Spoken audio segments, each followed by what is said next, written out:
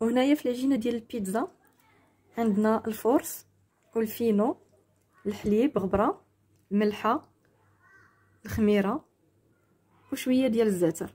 بالنسبه للكميه ديال الفورس كديروا الضعف ديال الكميه اللي غديروا في الفينو.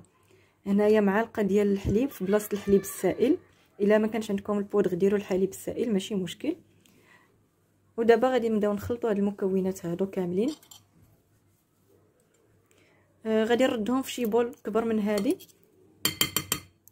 حيت هادي بانت لي ما تقدناش العجينه.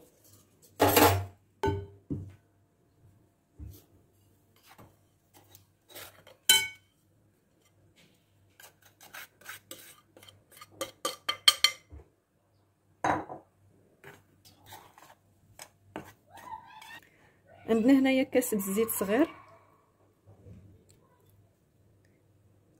تقريبا شي 2 معالق كبار ديال الزيت فيه، ديال زيت البلديه.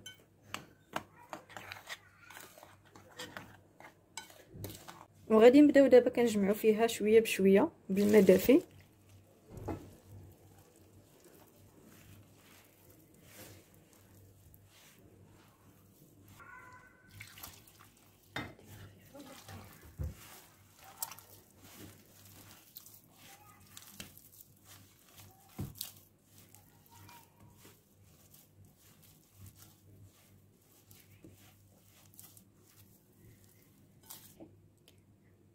جمعنا العجينه ودابا غادي نديروا لها الزيت في الوجه ديالها. ديروا غير شويه دهنوا لها الوجه ديالها باش ما كتلصقش في البلاستيك الغذائي.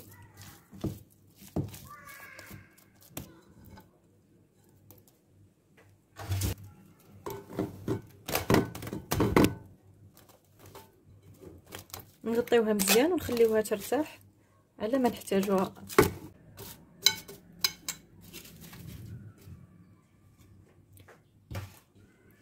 والوريده ديالنا الصفراء ها هي تسدات، كتجي العشيه كتسد. وهنايا تفتحات واحده اخرى زرقاء، المهم واحد الزرق فيها في شكل مخلط ما بين الزرق والموفي. الا دمجتو ديك الالوان كيعطيكم هذا الزرق هذا. شوفوا كي دايره سبحان الله.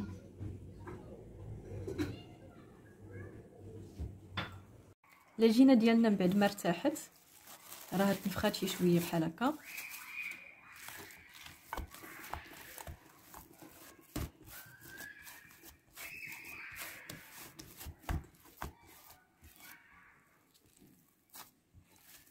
هاد العجينه هي النيت. لا بغيتوها تجيكم منفوخه وفيها دوك البواوق بحال اللي كنشوفوا في الفيديوهات، كتخليوها حتى لا غد ليه راه كتولي بحال هكاك، كتزيد تخمر مزيان.